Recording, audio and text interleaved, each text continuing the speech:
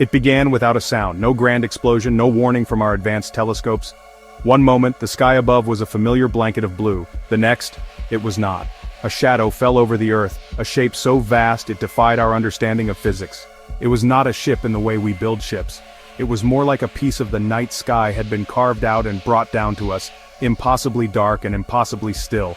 It hung there, high in the atmosphere, a silent question mark poised over all of humanity. Was this the end? Or was it a beginning we could never have imagined?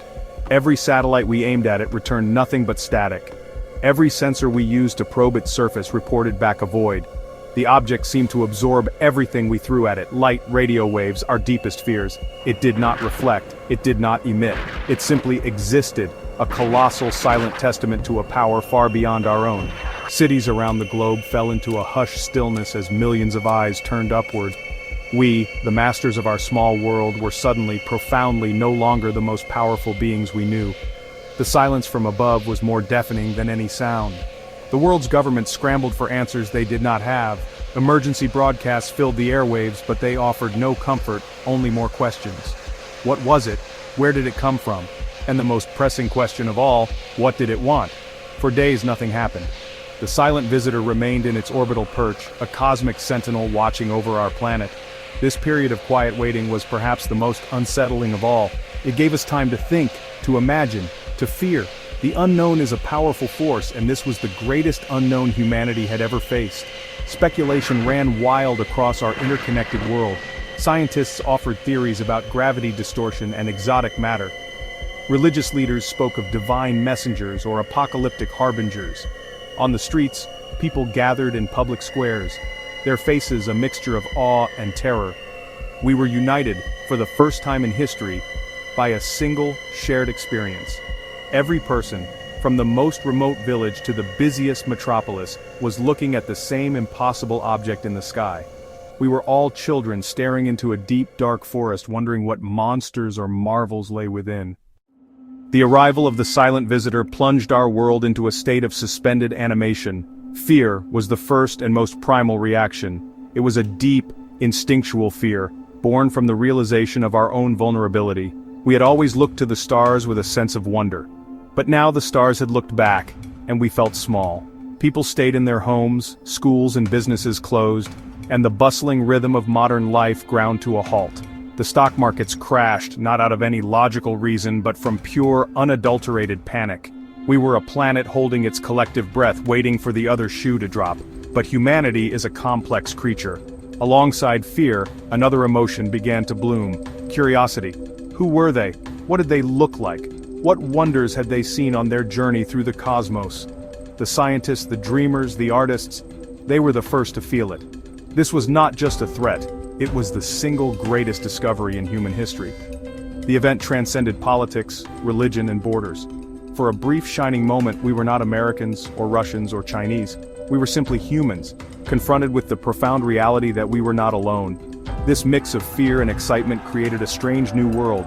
In one city, people rioted, looting stores in a desperate bid for survival.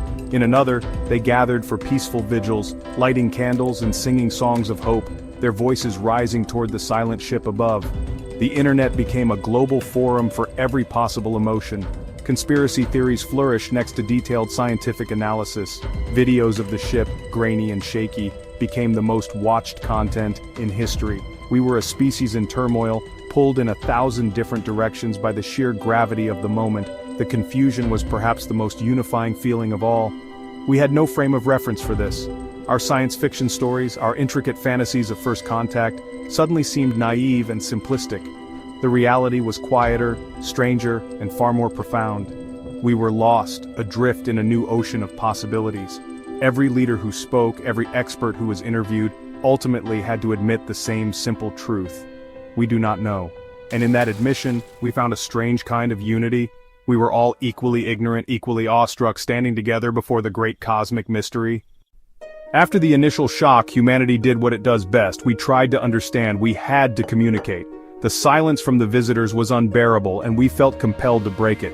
Our first attempts were simple, almost primitive. We used the tools we knew. Powerful radio telescopes, once used to listen to the whispers of distant galaxies, were now aimed at the ship, beaming out messages of peace. We sent the basics of our mathematics, the structure of our DNA, the music of Bach and the Beatles. We sent everything we thought defined us, hoping something would resonate. When radio signals yielded no response, we turned to light. Across the globe, massive arrays of lasers painted patterns onto the dark underbelly of the ship. We flashed prime numbers, geometric shapes, and pictorial representations of the human form. It was a desperate, beautiful attempt to say, "We are here, we are intelligent, we mean you no harm." From the deserts of Atacama to the plains of Siberia, humanity coordinated a light show for an audience of one. We were shouting into the void with beams of light, hoping for a flicker of recognition in return. The challenge was immense. How do you talk to a being whose mind might not even perceive sound or light in the same way we do? Our linguists and cryptographers worked tirelessly, trying to devise a universal language, a key that could unlock communication. They proposed everything from complex mathematical languages to sequences based on universal physical constants. We were trying to find a common ground, a single shared concept in a universe of infinite possibilities. It was the ultimate puzzle, and the fate of our world might depend on solving it. But even as we transmitted our carefully crafted messages, a deeper question lingered. Were we even asking the right questions? Our attempts at communication were based on our own logic, our own senses, our own way of experiencing the universe. What if their reality was fundamentally different? Perhaps they communicated through gravity, or through thoughts, or through a medium we had not yet discovered. We were like a person trying to describe a sunset to someone born without sight. Our greatest challenge was not the distance between our worlds, but the potential chasm between our minds. The ultimate question burned in the heart of every human being. What do they want? The possibilities were as vast and honestly as terrifying as the cosmos itself. The most optimistic among us hoped for friendship. They dreamed of a benevolent older civilization, galactic mentors who would come to guide us. They imagined a future where we could share knowledge, learn the secrets of the universe, and cure our diseases. This hopeful vision saw the visitors as the answer to our prayers, a chance to leapfrog centuries of development and overcome our own self-destructive tendencies. A more pragmatic view suggested they were here for knowledge. We might be to them a fascinating biological or sociological experiment. They could be cosmic scholars, explorers charting the unknown corners of the galaxy. In this scenario, they might not be hostile, but they might not be friendly either. They could be indifferent, studying us with the same detached curiosity a biologist studies a colony of ants. They might wish only to observe, to learn everything about our world, our history, and our nature before moving on, leaving us forever changed by the encounter. Then there was the darker possibility, the one that fueled our deepest fears: resources. Our planet is a rare jewel, rich in water, organic materials, and a biosphere teeming with life. A civilization capable of crossing interstellar space would have tremendous energy needs. They might see our world not as a home for 7 billion souls, but as a gas station, a quarry, or a farm.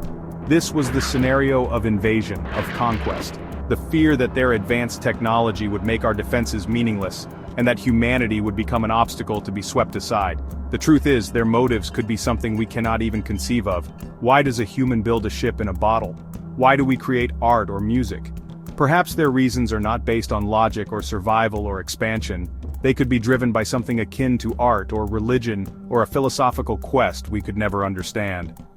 Their arrival might be the final act in a story that began 1 billion years ago, a story in which we are only a footnote.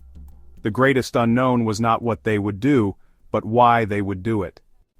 The arrival of this new civilization forces us to confront both our greatest hopes and our deepest fears. The potential for conflict is immense. A simple misunderstanding, a misinterpreted signal, could lead to catastrophe. Our technologies are worlds apart. An act of scientific curiosity on their part could be devastating to our planet. A defensive move on our part could be seen as an act of aggression. The language barrier is more than just words. It is a barrier between two different realities, two different ways of thinking. Fear of the unknown could cause us to lash out, to destroy the very thing we hope to understand. Yet the potential for good is equally profound.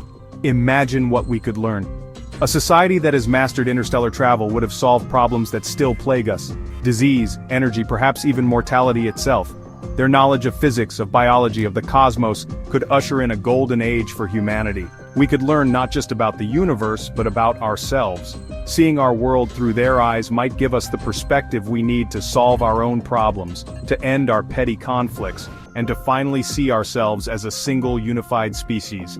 Peaceful coexistence is the ultimate prize, a future where we live alongside them, learning from each other, growing together. It would not be easy. It would require immense patience, humility, and a willingness to change our most fundamental beliefs about our place in the universe.